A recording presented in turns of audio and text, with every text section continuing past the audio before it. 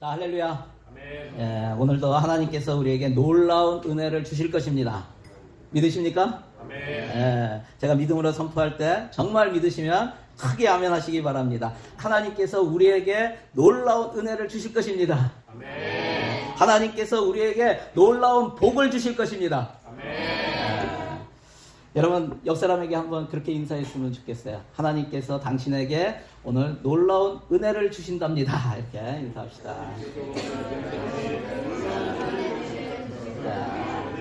또 한 번 인사할까요? 오늘 하나님께서 주시는 큰 복 많이 받으세요. 이렇게 할게요.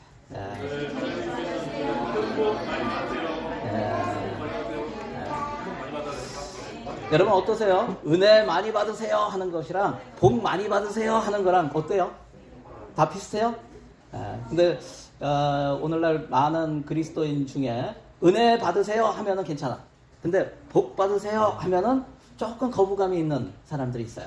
왜냐면 이게 잘못된 신앙 때문에 그랬어요. 한국에 기복신앙이 너무나 많다 보니까 복 받으라고 하면은 이거는 부흥사들이 많이 그런 것들을 예전에는 했었죠. 요즘은 그런 분들은 없을 거예요. 근데 그러다 보니까 복이라는 의미가 이 땅에서 어떻게 잘 되는 이런 것들을 얘기해요. 거기에 초점을 맞춰서 얘기하다 보니까 그래요.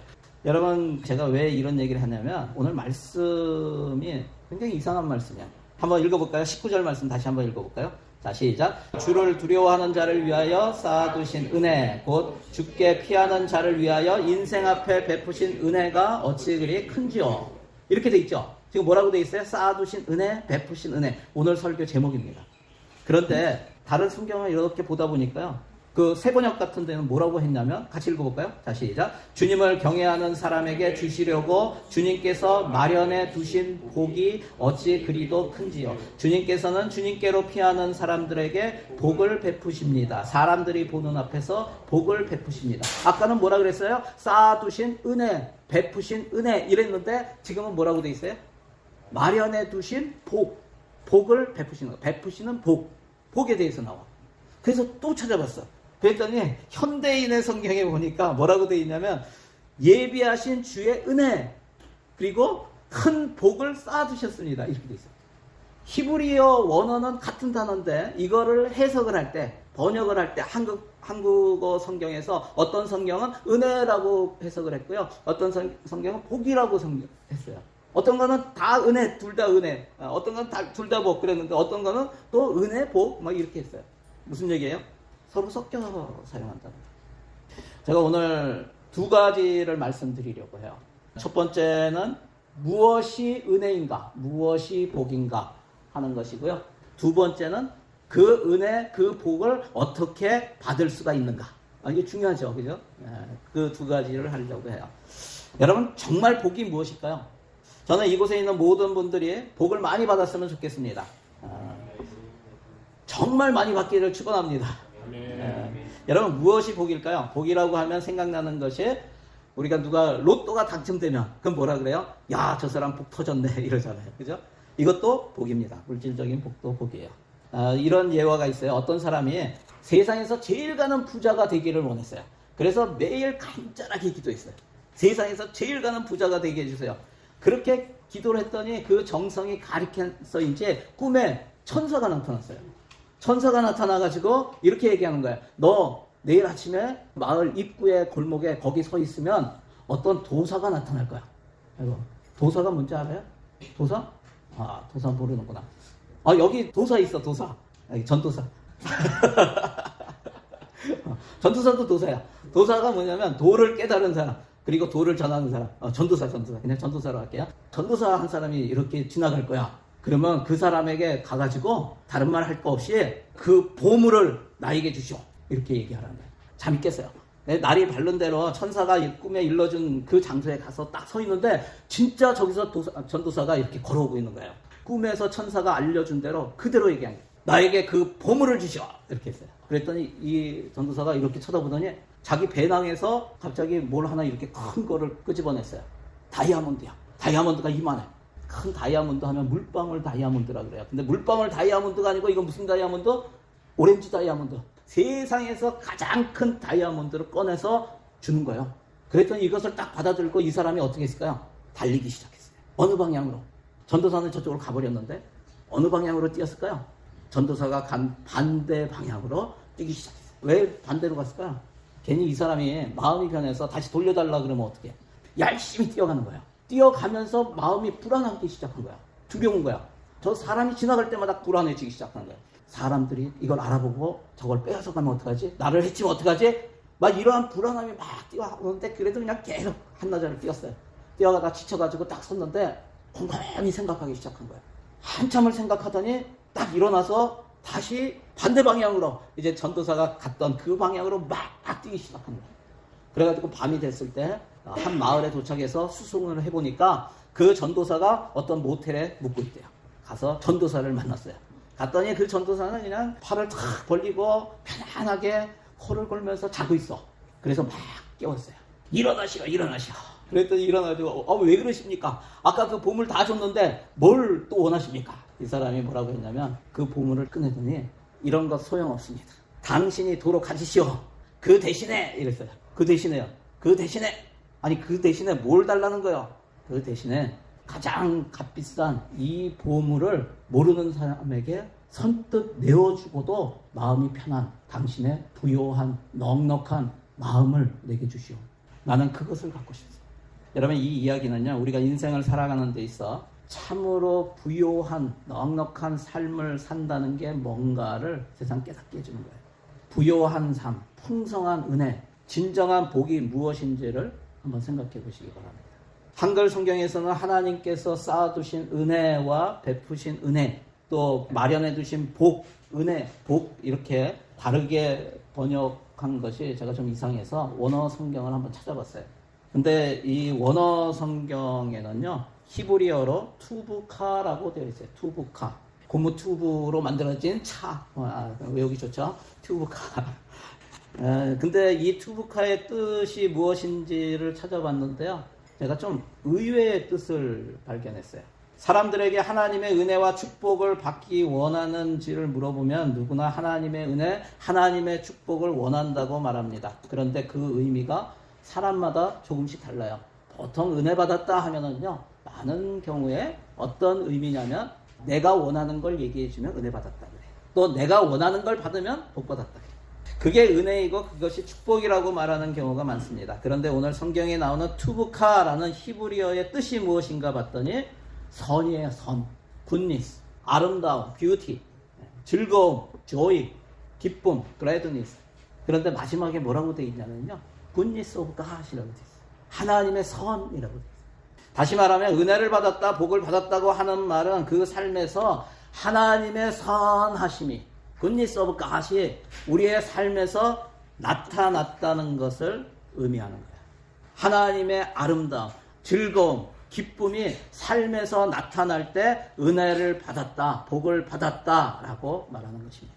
오늘 시편 31편을 기록한 것은 다윗이 기록을 했어요. 이 다윗은 하나님께서 자신의 인생을 통해 허락하신 은혜와 축복을 말하고 있습니다. 우리 20절 말씀 한번 볼까요? 자, 같이 읽겠습니다. 시작. 주께서 그들을 주의 은밀한 곳에 숨기사 사람의 꾀에서 벗어나게 하시고 비밀이 장막에 감추사 말다툼에서 면하게 하시리이다. 주께서 힘들고 어려운 고난 가운데서 자신을 어떻게 했다고요? 숨기시고 지키시고 건져주셨다고 얘기하는 거예요. 21절, 22절에도 위험 가운데 있었을 때에 주께서 구해주셨다고 고백하고 있는 구절들이 나와요. 무슨 뜻입니까? 다윗은 지금 어렸을 때부터 그 삶에서 하나님의 선하심이 계속 나타났다는 거예요. 지금까지 살아오면서 좋았을 때도 있지만 어려운 순간들도 많이 있었는데, 위험의 순간도 있었는데, 그때마다 하나님의 선하심을, 하나님은 선하신 분이라는 것을 알게 되었다는 거예요. 여러분, 이게 축복이라는 거예요. 다윗이 고백하는 것이 그거예요. 나는 이렇게 은혜를 받았습니다. 나는 이렇게 축복을 받았습니다. 라고 얘기하는 게 어떤 의미냐면, 하나님은 이렇게 선하십니다. 하나님은 이렇게 아름답습니다. 하나님의 선하심으로 인하여 참 기쁨이 넘칩니다. 라고 고백하는 거예요. 우리 한번 읽어볼까요? 자, 시작. 하나님은 이렇게 선하십니다. 하나님은 이렇게 아름답습니다. 하나님의 선하심으로 인하여 참 기쁨이 넘칩니다. 여러분 돈 모엔이라는 분이 있어요. 굉장한 그 가스펠송을 작곡하고 찬양하는 찬양 사역자예요. 돈 모엔이 쓴 곡 중에서 굉장히 유명한 곡이 있죠. 그게 뭐냐면 God is good all the time 이라는 곡이에요. 여러분 아세요? 그 중간에 노래를 부르다가요. 중간에 돈 모엔이 이렇게 해요. God is good 하면은 회중들이 아세요 이거? God is good? 예, 아시네요. 한번 해볼래요? God is good 하면은 all the time. all the time 하면 God is good 하는 거죠. 한번 큰 소리로 해봅시다. God is good all the time. God is good all the time. 예. 여러분 믿으십니까? 예. 여러분 진정한 부흥이 무엇인가? 진정한 부흥은요. 하나님의 선하심을 아는 거예요. 여러분 우리의 인생의 진정한 부흥이 뭔지 아세요? 내 인생에 역사하시는 하나님이 정말 선하시는구나. 이것을 아는 거예요. 이게 은혜예요. 이게 복이에요. 여러분 우리 교회가 부흥해야 돼요. 숫자가 많이 늘어난 것도 부흥이겠죠. 그런데 진정한 부흥이 뭐냐면 이 교회를 향해서 역사하시는 그 하나님이 선하신 분이시구나. 하나님은 멋진 분이시구나. 하나님은 아름다운 분이시구나. 이거를 아는 거예요. 이곳에 나오는 한 사람 한 사람이 어린이부터 어른까지 다 하나님은 선하신 분이시구나. 내 삶이 힘들고 어렵고 고난 가운데 있을 때도 그럼에도 불구하고 하나님은 선하시구나. 이것을 아는 거예요. 이러한 고백이 나올 때 그것이 진정한 부흥이라는 거예요. 우리가 하나님의 선하심을 깨달을 때 우리는 변하게 돼요. 여러분 늘 불평하고 불만하고 늘 원망하고 이러한 마음 가운데서는요. 하나님의 선하심을 몰라요. 내 삶이 변하지가 않아요. 그런데요. 그런 상황 가운데 원망할 만한 상황 가운데 불만이 있는 상황 가운데 원통한 상황 가운데서도 하나님이 선하시구나 하는 것을 알게 되면요. 우리의 삶이 변해요. 우리의 마음이 변해요. 하나님의 선하심을 우리가 닮아가게 돼요. 우리의 강팍한 마음들이 부드러워지게 돼요. 비판하던 마음이 그 사람을 받아들이는 마음으로 바뀌게 돼요. 우리 마음에서 미움이 사라지고요. 서로 불쌍히 여기는 그러한 마음이 일어나게 돼요. 이게 뭐예요? 우리 마음이 하나님의 마음을 닮아가는 거예요. 하나님의 선하심으로 채워지는 거예요. 이것이 부흥입니다. 이것이 삶의 변화예요. 우리가 하나님의 선하심을 깨달을 때 우리에게 기쁨이 솟아나게 돼요. 우리의 입에서 불평과 불만이 사라지고요. 감사합니다. 하나님 감사합니다. 하나님 멋지십니다. 이러한 탄성이 터져 나오게 되고 우리 얼굴이 환하게 빛나게 되는 거예요. 여러분 이것이 은혜이고 이것이 복이에요. 하루하루 살면서 하나님의 선하심을 깨닫는 은혜와 축복이 저와 여러분의 인생에 가득하게 되기를 주의 이름으로 간절히 축원합니다. 적용해 보세요. 현재 자신의 삶에서 느껴지는 하나님은 어떤 하나님이십니까? 선하신 하나님을 경험한 적이 있습니까? 여러분 한번 나눠보시기 바랍니다. 두 번째는 그러면 어떻게 그 은혜, 그 복을 받을 수가 있는가 하는 거예요. 여러분 이거 다른 말로 하면 뭐예요? 어떻게 하면 하나님의 선하심을 알 수가 있는가 하는 거예요. 여기 19절에 나와요. 우리 같이 한번 읽겠습니다. 자, 시작. 주를 두려워하는 자를 위하여 쌓아두신 은혜, 곧 주께 피하는 자를 위하여 인생 앞에 베푸신 은혜가 어찌 그리 큰지요. 오늘 본문에 두 가지 은혜, 복에 대해서 나오는데 하나는 쌓아두신 은혜, 다른 성경에서는 마련해 두신 복, 두 번째는 베푸신 은혜, 베푸시는 복 이렇게 돼 있어요. 여기에서 쌓아두다, 마련해두다 라는 말이요. 히브리어 원어로 보면 사판타라는 말이에요. 사판타. 이거는 저장해놓다, 비축해두다 라는 뜻인데 또 하나의 뜻이 있어요. 그게 뭐냐면 숨기다 라는 거예요. 숨기다. 여러분 하나님께서 우리에게 은혜, 복을 주실 때 어떻게 주시는가 하면 미리 마련해서 쌓아두셨다가 베푸시는데 그 하나님께서 베푸시는 은혜, 복이 잘 보이는가? 안 보인다는 거예요. 숨겨두셨기 때문에. 마치 숨겨진 것처럼 보여지지가 않아요. 보이지 않음에도 불구하고 보이는 것처럼 믿고 나가는 게 그게 믿음이에요. 신앙생활은 믿음으로 하는 거예요. 그런데 숨겨져 있다가 어느 날 갑자기 나타나요. 그러면서 우리가 은혜를 받았습니다. 복을 받았습니다. 하나님은 선하십니다. 이렇게 고백하게 되는 거예요. 저와 여러분이 이렇게 하나님께서 미리 마련하셔서 숨겨두셨다가 베푸시는 은혜와 축복을 받는 성도들이 다 되시기를 바랍니다. 근데 모든 사람이 다 그런 복을, 그런 은혜를 받는다고 말하고 있지 않아요. 그런 은혜와 축복을 받는 사람들이 따로 있다고 말씀하십니다. 먼저 하나님께서 누구에게 주시려고 복을 미리 마련해서 숨겨두시는가?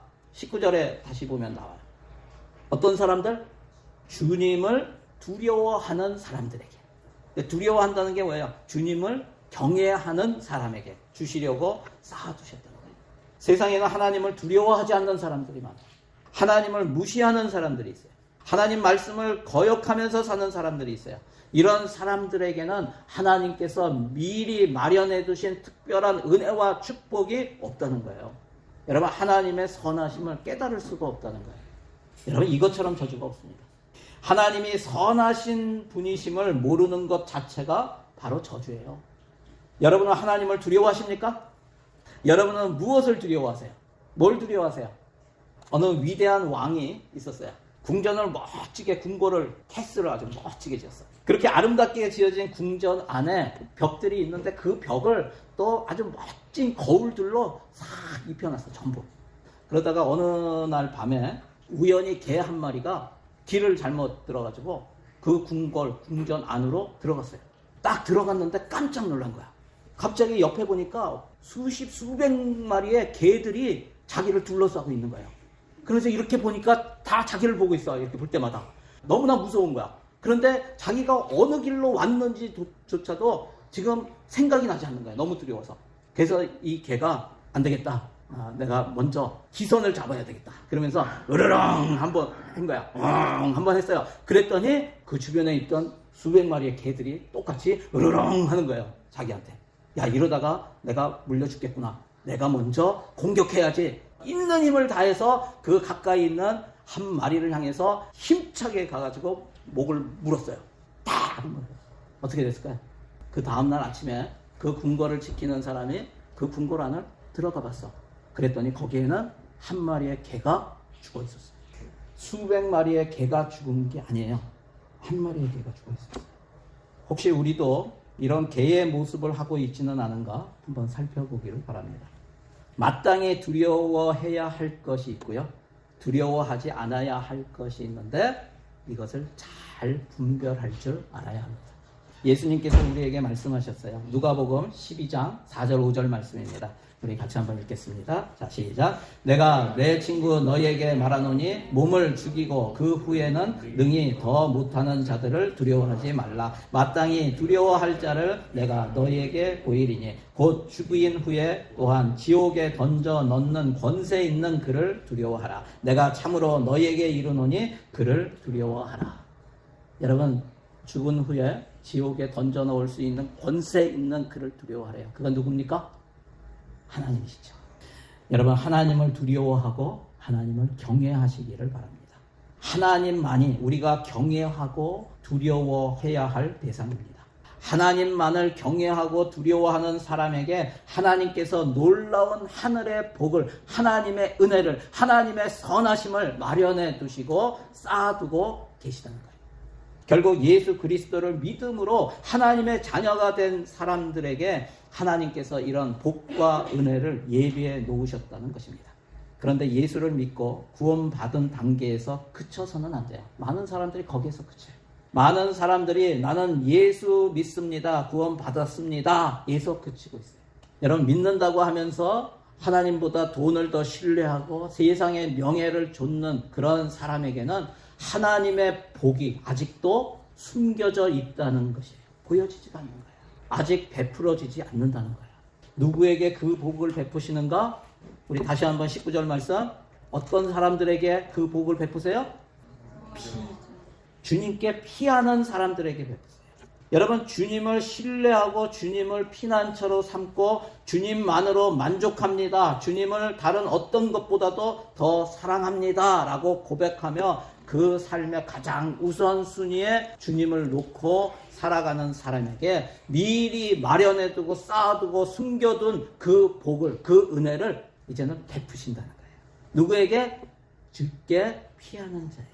주님을 신뢰하고 주님께 피하는 그런 성도들이 다 되시기를 바랍니다. 하나님을 신뢰하며 그분께 피하는 자에게 하나님께서 사람들이 보는 앞에서 복을 베푸신다고 말씀하십니다. 다른 말로 하면 뭐예요? 사람들이 다 알도록 하나님의 선하심이 그 인생 가운데 드러난다는 것이에요. 우리의 삶을 보면서 사람들이 뭐라고 할까요? 야, 저 사람 사는 것 보니까 정말 하나님은 살아계시고 정말 하나님께서는 선하신 분이시구나. 이러한 고백이 나오게 만드신다. 여러분, 주님을 신뢰하고 주님을 우선순위에 놓고 주님께만 소망을 두고 살아가는 사람들에게 공통적으로 나타나는 특징이 있어요. 무엇이냐면 주님께 아뢰는 거예요. 주님께 피하는 거예요. 주님을 믿고 신뢰하고 의지하기 때문에 무슨 문제가 있든지 주님께로 피해서 주님께 아뢰는 거예요. 어떤 사람이에요? 기도하는 사람에게 주님의 은혜를 베푸십니다. 복을 내리십니다. 하나님의 선하심을 알게 하세요. 여러분, 코리텐 분여사 알죠? 코리텐 분여사는 2차 세계대전 때 독일군한 잡혀서 유태인이 아니었는데 네덜란드 사람이었는데 수용소에 들어가서 부모님이랑 언니까지 다 잃게 되죠. 굉장한 고초를 겪었던 사람이에요. 그가 있었던 독일의 악명 높은 수용소 이름이 라벤스부르크에 있는 라벤스부르크 수용소예요. 거기에서 죄수로 지낸 바 있어요. 유명한 라벤스부르크의 악몽의 시간을 견딜 수 있었던 힘이 어디에 있냐면 그녀가 하나님은 선하신 분이심을 믿고 그분을 의지하며 늘 그분께 피했다는 거예요. 고통이 있을 때마다 그분 앞에 나아가서 기도했다는 거예요. 기도할 때 그녀는 다시 하나님의 선하심을 알게 되고 그 고통을 견디게 된 것입니다. 라벤스부르크의 악몽이 있은 이후에 이제 2차 세계대전이 끝났어요. 거기에서 풀려났어요. 그리고 나서 그는 세계를 다니면서 복음을 전했어요. 그런데 33년 동안 그녀는 자기 집이 없었어요. 개인의 안식처를 가져본 적이 없었어요. 그녀가 85세 되던 그 고령의 나이 때 몇몇 친구들이 그녀를 위해서 캘리포니아에, 미국의 캘리포니아에 아름다운 작은 집을 하나 마련해 주었어요. 어느 날 한 친구가 그녀의 집에 머물면서 코리 여사에게 이렇게 얘기했어요. 코리, 너에게 이런 아름다운 집을 주신 것을 보니 하나님은 선하신 분이신가 봐. 이렇게 얘기했어요. 그때 코리가 그 얘기를 듣고 즉각적으로 단호하게 이렇게 얘기했어요. 내가 라벤스부르크 수용소에 있었을 때도 역시 하나님은 선한 분이셨어요. 여러분은 어떤 하나님을 믿고 계세요? 하나님의 선하심을 믿으십니까? 일이 잘 될 때뿐만 아니라 일이 안 풀리고 가장 힘든 상황 속에서도 코리 여사처럼 하나님의 선하심을 믿으십니까? 오늘 본문 22절에서도 다윗은 고백합니다. 우리 같이 읽어볼까요? 자, 시작. 내가 놀라서 말하기를 주의 목전에서 끊어졌다 하였사오나 내가 주께 부르짖을 때에 주께서 나의 간구하는 소리를 들으셨나이다. 아멘. 적에게 포위되었을 때 놀라서 하나님의 선하심을 의심하고 좌절도 했지만 결국 주님께 부르짖을 때에 그 기도를 들어주시는 선하신 하나님을 만났다고 다윗이 고백하고 있는 거예요. 사랑하는 성도 여러분, 코리 여사의 고백처럼 하나님은 언제나 선하십니다. 하나님을 경외하는 저와 여러분을 위해 놀라운 복을 마련해 두셨습니다. 주님을 신뢰하며 주님께 피하여 부르짖고 구하는 자에게 하나님은 크신 은혜와 축복을 베푸십니다. 여러분 믿으시기를 바랍니다. 오늘도 주님을 경외하고 선하신 주님을 신뢰하여 주님께로 피하여 주께 부르짖으며 간구함으로써 쌓아두신 은혜와 축복, 베푸시는 은혜와 축복을 차고 넘치게 받고 누리며 하나님의 선하심을 날마다 찬양하는 성도님들의 삶이 다 되시길 주님의 이름으로 간절히 축원합니다. 우리 한번 적용해 보세요. 지금 두려워하고 있는 것은 무엇입니까? 선하신 하나님께 부르짖으며 구할 것이 있습니까? 네, 우리 찬양팀 나와주실게요. 오늘 말씀 가지고 우리 함께 기도하기 원합니다. 여러분, 하나님은 선하십니다. 하나님은 좋으신 분이세요.